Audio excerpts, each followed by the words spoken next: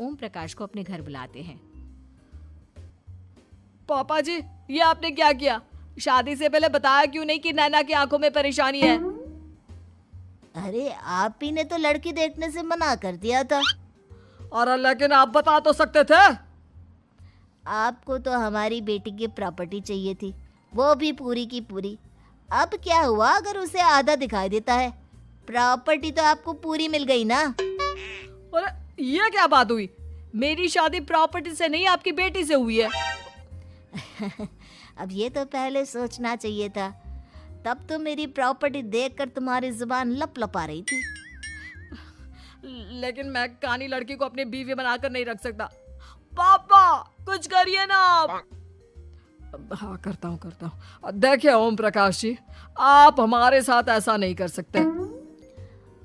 और तुम देखो, अगर तुमने मेरी बेटी से शादी तोड़ी ना, तो जो भी प्रॉपर्टी मैंने तुम्हें दी है वो तो पूरी की पूरी वापस ले ही लूंगा, और आधी प्रॉपर्टी तुम्हारी भी लूंगा। अरे मेरी आधी प्रॉपर्टी भला क्यों लेंगे आप?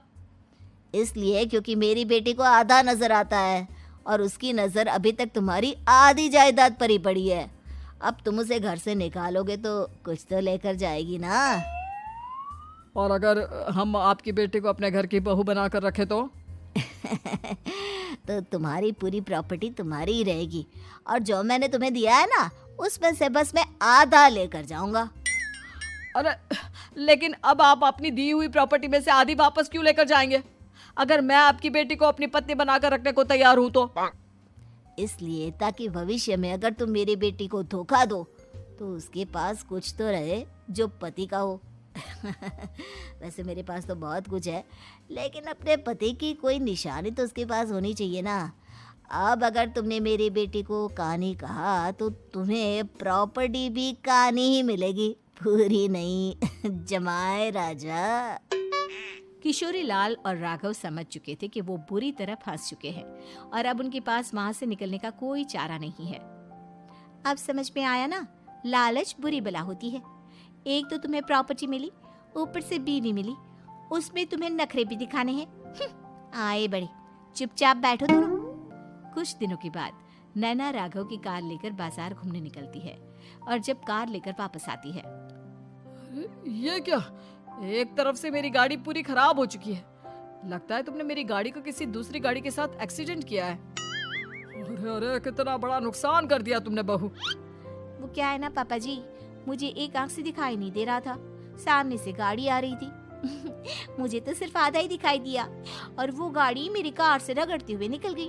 अब मैं क्या करूं बताओ? आप इसे ठीक कराने के पैसे कौन देगा? तुम्हारे पापा।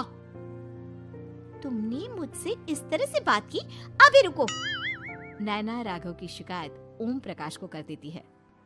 देखो राघव, अब जो मेरी आधी प्रॉपर्टी तुम्हारे पास थी ना, उसमें से आधी और मैं लेकर जाऊंगा, क्योंकि तुमने मेरी बेटी को डांटा। अरे नहीं नहीं पापा जी, गलती हो गई, माफ कर दो। गलती की तो कोई गुंजाइश ही नहीं।